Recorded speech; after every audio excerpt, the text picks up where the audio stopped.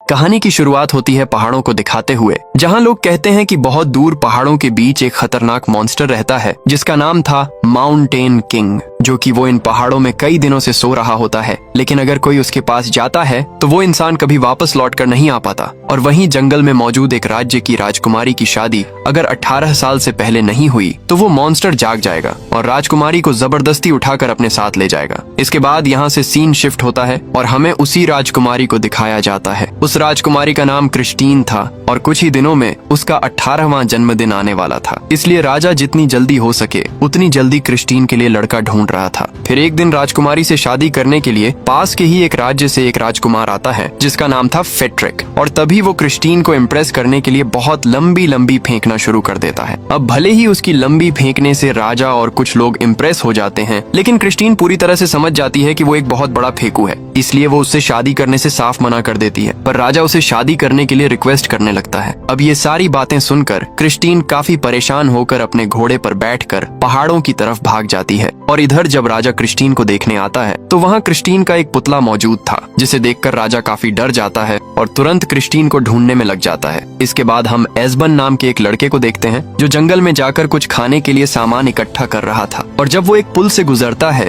तो वहीं से क्रिस्टीन भी अपने घोड़े के साथ उसके बाजू से निकलती है, जिससे एस्बन को एक धक्का लगता है और वो सीधा जाकर नीचे पानी में गिर जाता है। ये देखकर क्रिस्टीन घबराते हुए पानी में देखती है तो उसे वहाँ कोई भी नजर नहीं आता। इसीलिए वो एस्बन को देखने के लिए पुल के अंदर जाती है तो उसे वहाँ उसका सिर्फ बैग तैरता हुआ दिखाई देता है, जिसे देखकर क्रिस्टीन उस बैग को उठाने के लिए आगे हाथ बढ़ा ही रही थी कि तभी एस्बन उसका हाथ पकड़कर उसे भी अपने साथ पानी में गिरा देता है। इसके बाद एस्बन क्रिस्टीन को अपना नाम बताता है, पर क्रिस्टीन को उससे कोई मतलब नहीं था। तभी एस्बन उससे कुछ खाने को कहता है। अब भूखा होने की वजह से क्रिस्टीन उसका पूरा खाना खा जाती है। इसके बाद जब क्रिस्टीन जाने लगती है तो एस्बन जाते जाते उसका नाम पूछता है। इस पर क्रिस्टीन कहती है, अगर किस्मत में हमारा मिलना लिखा होगा तो हम जरूर मिलेंगे। इतना कहते ही वो वहाँ से चली जाती है और एस्बन भी अब अपने घर आ जाता है, जहाँ उसके दो भाई बियर और पाल उसका इंतजार कर रहे थे। इसी बीच एस्बन के पिता वहाँ आते हैं और उससे पूछते हैं कि खाना कहाँ है। इस पर वो उन्हें जंगल में जो उसके साथ हुआ वो सारी बातें बताने लगता है, पर किसी को भी उसकी बातों पर बिल्कुल भी यकीन नहीं होता। उसके पिता गुस्से में उससे कहते हैं, तुम्हें बस एक काम दिया था पर वो भी तुम अच्छे से नहीं कर पाए। इस पर एस्बन अपने पिता से माफी मांगता है। इसके बाद एस्बन के पिता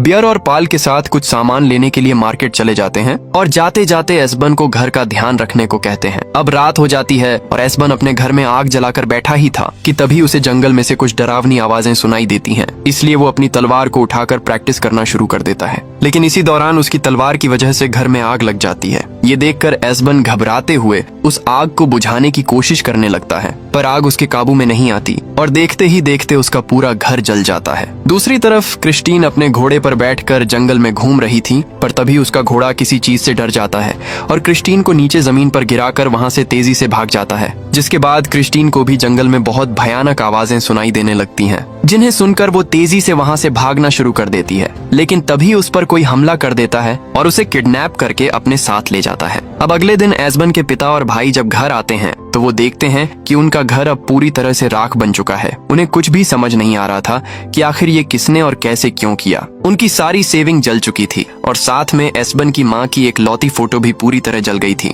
जिसे एस्बन के पिता ने संभाल कर रखी हुई थी। इसके बाद एस्बन वहाँ आकर अपने पिता को बताता है कि उसने रात में कोई दानव देखा था और उसी की वजह से ये सब हुआ है। लेकिन जले हुए घर और एस्बन का चेहरा देखकर उनका गुस्सा थोड़ा ठंडा पड़ जाता है। वो अब समझ चुके थे कि अब सब कुछ खत्म हो चुका है। इसी बीच फेट्रिक अपने कुछ सैनिकों के साथ वहाँ आता है जो कि पूरे जंगल में क्रिस्टीन को ढूंढ रहे थे। वो एस्बन के पिता से पूछते हैं, क्या तुम में से किसी ने राजकुमारी को यहाँ आते हुए देखा है? इस पर एस्बन के पिता और भाई साफ साफ मना कर देते हैं, पर तभी फेट्रिक एस्बन की तरफ देखकर उसे नोटिस करता है और उसका घबराया हुआ चेहरा देखकर फेट्रिक को उस पर शक होने लगता है। इसलिए फेट्रिक सीधा एस्बन से पूछता है, कहाँ है वो लड़की? पर एस्बन डर के मारे कुछ भी नहीं बोल पाता। इसीलिए फेट्रिक गुस्से में आकर अपनी तलवार को एस्बन के गले पर रखकर धमकाने लगता है। इसी बीच एस्बन के पिता बीच में आकर कहते हैं, ये तो पागल है, इसे हर जगह दानव दिखाई देते हैं जिनसे ये काफी डरा हुआ है। ये सुनकर फेट्रिक जोर जोर से हंसने लगता है। फिर फेट्रिक उन्हें पैसों का लालच देते हुए कहता है,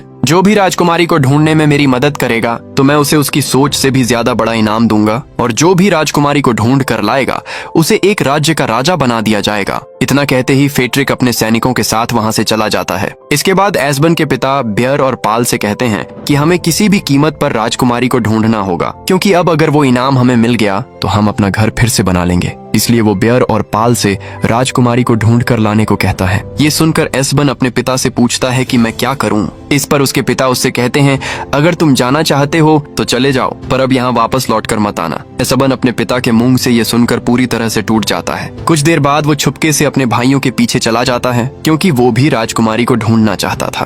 कुछ दूर चलने के बाद एस्बन को झाड़ियों में एक टूटा हुआ आईना दिखाई देता है, जिसे वो उठाकर अपने बैग में रख लेता है। वो सोचता है कि शायद ये आईना उसके कुछ काम आ जाए। अब थोड़ा आगे चलने के बाद एस्बन को वहाँ किसी औरत की चिल्लाने की आवाज सुनाई देती है, जैसे कि कोई मदद मांग रहा हो। एस्बन उसकी मदद करना तो चाहता था, पर तभी बियर कहता है, हमें इधर उधर देखकर समय बर्बाद नहीं करना चाहिए, क्योंकि हमें राजकुमारी को ढूंढना है। पर एस्बन अपने भाइयों को इग्नोर करके उस आवाज का पीछा करता हुआ उसकी ओर चला जाता है। थोड़ा आगे ही जाकर वो देखता है कि एक बूढ़ी औरत, जो कि डायन जैसी लग रही होती है, वो एक लकड़ी के बीच फंसी हुई थी और उसकी नाक उसमें अटकी हुई थी। ये देखकर एस्बन उसके पास जाता है और उस लकड़ी को हटाने में उसकी मदद करता है, जिससे वो डायन अब आजाद हो जाती है। और वो एस्बन से पूछती है, तुम कौन हो और यहाँ जंगल में क्या कर रहे हो? इस पर एस्बन बताता है कि मैं राजकुमारी को ढूंढ रहा हूँ। जिस पर वो डायन कहती है, अब तक तो राजकुमारी को दानव उठाकर ले गया होगा। ये सुनकर एस्बन काफी परेशान हो जाता है। अब डायन उसे बताती है कि उस दानव को मारकर राजकुमारी को बचाने के लिए सिर्फ एक ही रास्ता है, और वो है एक जादुई तलवार जो कि एक नदी के बहुत ही नीचे है। एस्बन उससे पूछता है, वो तलवार मुझे कैसे मिलेगी? इस पर डायन उसे एक जादुई नक्शा देती है, जिसमें दुनिया में कहीं पर जाने का रास्ता पता चल सकता है। जब एस्बन जैसे ही उस मैप को खोलकर देखता है तो वो पूरी तरह से खाली था। जिस पर डायन उसे बताती है, तुम्हें इस नक्शे से गिनती करनी होगी, तभी ये नक्शा तुम्हें रास्ता बताएगा। इतना कहते ही वो डायन वहाँ से चली जाती है और एस्बन भी उस नक्शे को लेकर आगे बढ़ने लगता है। अब कुछ दूर जाने के बाद वो एक जगह पहुँचता है जहाँ उसे जमीन पर पड़े क्रिस्टीन के गहने मिलते हैं। तभी वो नोटिस करता है कि जहाँ वो खड़ा था वहाँ एक बहुत ही बड़े पैर का निशान बना हुआ था। इसके बाद हमें एक राजा दिखाया जाता है जो अपनी बेटी के मिसिंग होने की वजह से काफी ज्यादा उदास था। इसी बीच उससे मिलने के लिए उसका मैनेजर वहां आता है, जो कि उन्हें बताता है कि हमें उस घोड़े की हड्डियां मिली हैं जिसे राजकुमारी अपने साथ ले गई थी। साथ ही बताता है कि वहां हमें एक बहुत बड़ा दांत भी मिला है। ये देखकर राजा को पूरा यकीन हो जाता है कि माउंटेन किंग वाली बात बिल्कुल सही थी और अब उसकी बेटी की जान खतरे में है। इसके बाद हम क्रिस्टीन को देखते हैं, जिसे होश आ जाता है। वो देखती है कि वो एक बहुत ही विशाल गुफा में कैद है। तभी क्रिस्टीन वहां से भागने की कोशिश करती है, लेकिन इसी बीच एक होल में से एक बहुत ही बड़ा हाथ निकल कर आता है और क्रिस्टीन को खाने के लिए मीट देता है।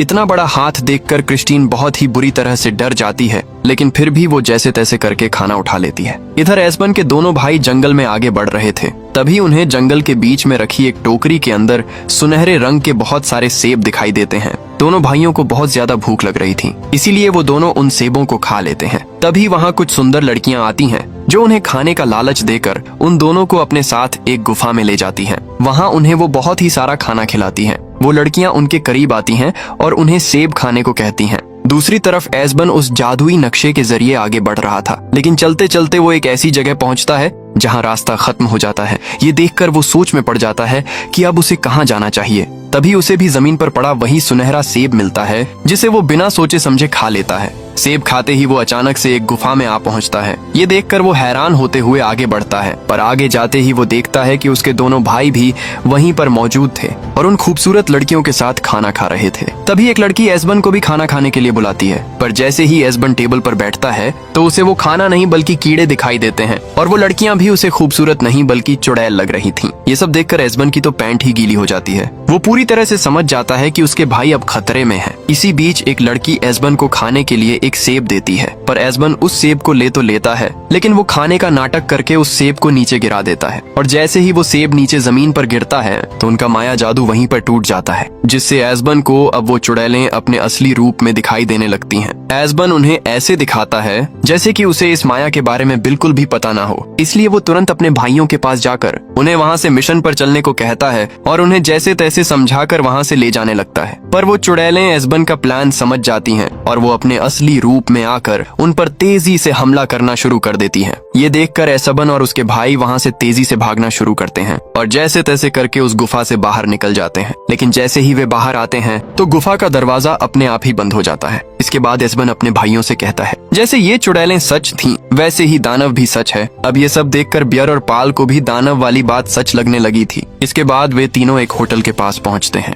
दरअसल वे तीनों काफी ज्यादा भूखे थे और पाल अपनी भूख को कंट्रोल नहीं कर पा रहा था, इसलिए बियर ने एसबन को उस होटल में जाने के लिए मना लिया। फिर होटल के अंदर जाकर पाल सबके लिए बहुत सारा खाना ऑर्डर कर देता है। वहीं उस होटल में फेट्रिक और उसके कुछ सिपाही भी मौजूद थे। अब एसबन छुपके से उस नक्शे से पूछता है कि जादुई तलवार कहाँ है, तो नक्शा उसे होटल में ही कहीं का रास्ता दिखाता है। वहीं मौजूद फेट्रिक का एक साथी उसे एसबन के बारे में बताता है। ये सुनकर फेट्रिक सीधा एसबन के पास जाकर पूछता है, क्या तुम्हें राजकुमारी के बारे में या फिर जादुई नक्शे के बारे में कुछ पता चला? अगर तुम मुझे बता दोगे तो मैं तुम्हें बहुत सारे पैसे दूंगा। तभी बियर ने एसबन को उसे सब कुछ बताने का इशारा किया ताकि उन्हें कुछ पैसे मिल जाएं। लेकिन तभी एसबन फेट्रिक से कहता है, तुम राजकुमारी से प्यार नहीं करते, तुम्हें बस उसका राज्य चाहिए, इसलिए मैं तुम्हें ना तो ये नक्शा दूंगा और ना ही कुछ बताऊंगा। ये सुनकर फेट्रिक गुस्से में अपनी तलवार से एसबन पर हमला करने की कोशिश करता है। अब ये देखकर एसबन को भी गुस्सा आ जाता है, तो वो तुरंत टेबल पर रखी खाने की प्लेट को उठाकर फेट्रिक के मुंह पर तेजी से मार देता है, जिससे वहाँ तेज लड़ाई होना शुरू हो जाती है। पर इस लड़ाई में बियर और पाल भी एसबन का साथ दे रहे थे। लेकिन इधर फेट्रिक एसबन पर तलवार तान देता है और उसे तेजी से टेबल पर गिरा देता है। जैसे ही फेट्रिक टेबल पर चढ़ता है तो उसका पैर वहाँ मौजूद एक मोटे की खाने की प्लेट में जाकर रख जाता है, जिससे वो मोटा गुस्से में आकर फेट्रिक को उठाकर तेजी से दूर फेंक देता है। और इस मौके का फायदा उठाकर एसबन और उसके दोनों भाई तुरंत वहाँ से भाग निकलते हैं। लेकिन फेट्रिक अभी भी उनका पीछा कर रहा था। अब वो तीनों भागते हुए एक बहुत ही गहरी खाई के पास आ जाते हैं, जहाँ एक झरना बह रहा था। इसी बीच फेट्रिक भी वहाँ आ पहुँचता है, लेकिन एसबन अपनी समझदारी के साथ उस नक्शे और अपने दोनों भाइयों को लेकर उस झरने में छलांग लगा देता है। अब पानी से बाहर आते ही बियर बहुत ज्यादा गुस्से में आ जाता है। वो एसबन से कहता है, ये सब कुछ तुम्हारी ही वजह से हो रहा है। अच्छा होता जो तुम हमारे परिवार का हिस्सा ही नहीं होते, जिससे उन दोनों में झगड़ा होना शुरू हो जाता है। लेकिन पाल उन दोनों को रोकता है और कहता है, ये लड़ाई करने का समय नहीं है। अब गुस्से में बियर एसबन से नक्शा लेते हुए कहता है कि अब आगे का रास्ता मैं देखूंगा। इसके बाद वे तीनों दोबारा से जंगल में आगे बढ़ने लगते हैं। थोड़ी दूर जाते ही एसबन को रास्ते में एक भालू की खाल मिलती है, जिसे वो उठाकर अपने पास रख लेता है। दूसरी तरफ हम देखते हैं क्रिस्टीन को, जो कि सोने का नाटक करते हुए अपने दिमाग में एक प्लान बना रही थी। और जब वो दानव उसे छूने की कोशिश करता है तो क्रिस्टीन तेजी से उसकी उंगली पर चाकू से हमला कर देती है, जिससे उस दानव को बहुत ज्यादा गुस्सा आ जाता है और वो क्रिस्टीन को पकड़कर उल्टा लटका लेता है। और जब क्रिस्टीन उस दानव को पहली बार देखती है तो वो दानव दोबारा से उसे उस पार फेंक देता है। दूसरी तरफ एसबन और उसके भाई उस नक्शे के जरिए एक जगह पहुंच जाते हैं, जहां चारों साइड घना कोहरा छाया हुआ था। ये कोहरा इतना ज्यादा था कि वहाँ कुछ भी दिखाई नहीं दे रहा था, जिसकी वजह से एसबन अपने भाइयों से बिछड़ जाता है। लेकिन इधर बियर और पाल के सामने फेट्रिक और उसके सिपाही आ जाते हैं। तभी फेट्रिक उनसे पूछता है कि एसबन कहाँ है। इस पर बियर और पाल झूठ बोल देते हैं कि एसबन खाई में कूदने की वजह से मर गया। लेकिन फेट्रिक को उनकी बातों पर जरा सा भी विश्वास नहीं होता, क्योंकि उसे पता था कि एसबन के पास जादुई नक्शा है। इधर एसबन उस घने कोहरे को पार करते हुए आगे बढ़ता है। कुछ दूर जाने के बाद आखिरकार वो उस नदी के पास पहुंच जाता है, जिसके बारे में उसे नक्शे ने बताया था। इसीलिए एसबन बिना देरी किए उस ठंडी नदी के अंदर चला जाता है। लेकिन अंदर एसबन अकेला नहीं था,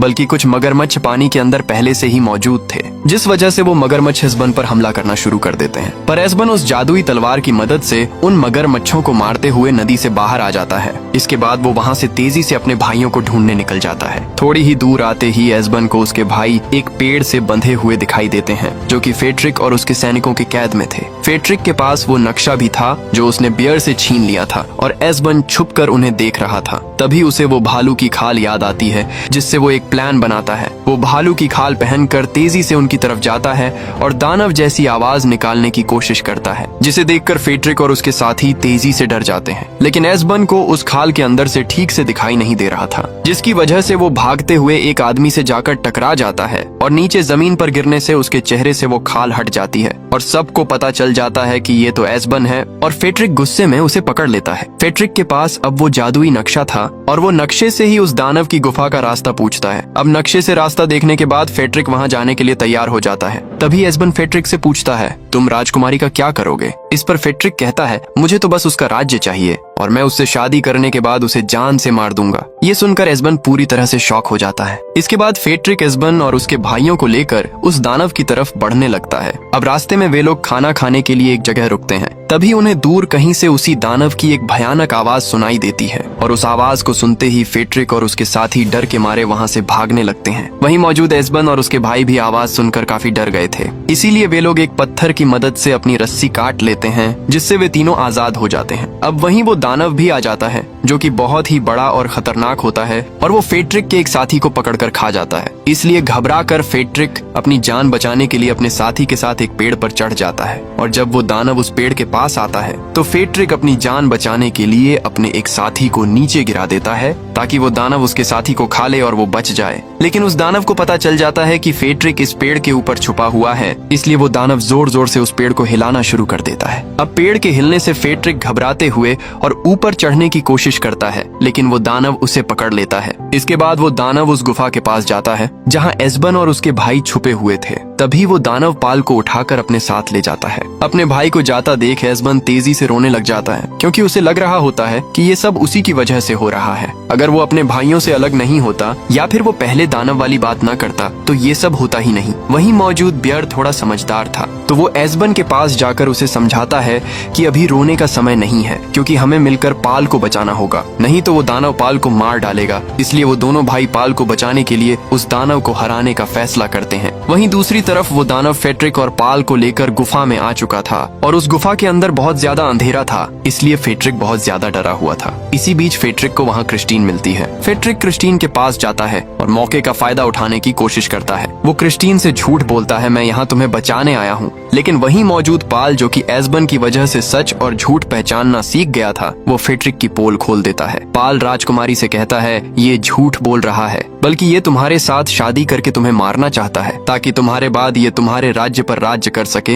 ये सुनकर क्रिस्टीन बहुत ज्यादा गुस्से में आ जाती है और वो एक हड्डी उठाकर फेट्रिक के सिर पर मारकर उसे वहीं पर बेहोश कर देती है। अब क्रिस्टीन पाल से पूछती है, तुम कौन हो? इस पर पाल कहता है, मैं एस्बन का भाई हूँ। ये सुनते ही क्रिस्टीन को एस्बन याद आता है और वो काफी ज्यादा खुश हो जाती है। तभी वो पाल से पूछती है, क्या एस्बन हमें बचाने आएगा? इस पर पाल कहता है, वो जरूर आएगा। दूसरी तरफ एस्बन और बियर उस दानव की गुफा में जाने की तैयारी करते हैं। तभी एस्बन एक कांच का गिलास लेता है और उसमें कुछ जुगनू इकट्ठा करता है ताकि वे उन जुगनुओं की रोशनी की मदद से उस गुफा में जा सकें और उसी रोशनी की वजह से वो दोनों उस दानव की गुफा के अंदर चले जाते हैं। पर कुछ दूर जाने के बाद उन्हें पता चलता है कि ये गुफा बहुत ज्यादा बड़ी थी और उसमें कई सारे रास्ते दिखाई दे रहे थे। तभी वो जुगनुओं की रोशनी से एक रास्ता चुनते हैं और उसी रास्ते से आगे बढ़ने लगते हैं, पर वो रास्ता ना भटक जाए इसलिए वे एक पत्थर पर एक धागा बांधकर आगे बढ़ ही रहे थे कि तभी एस्बन एक गड्ढे में घुस जाता है। वो उस गड्ढे में गिरने ही वाला होता है कि तभी वो अपनी जादुई तलवार से लटक जाता है और जैसे ही वो नीचे देखता है तो उसे वहाँ पाल और क्रिस्टीन दिखाई देते हैं। उन दोनों को सही सलामत देखकर एस्बन और बियर काफी खुश होते हैं। तभी एस्बन बियर को बताता है कि पाल और क्रिस्टीन नीचे हैं, इसलिए बियर एस्बन को जल्दी से ऊपर खींचता है। इसके बाद वो दोनों एक रस्सी की मदद से पाल और क्रिस्टीन को भी उस होल से ऊपर खींच लेते हैं और अब उन्हें उस दानव की गुफा से बाहर निकलना था। लेकिन बाहर जाने का रास्ता वही था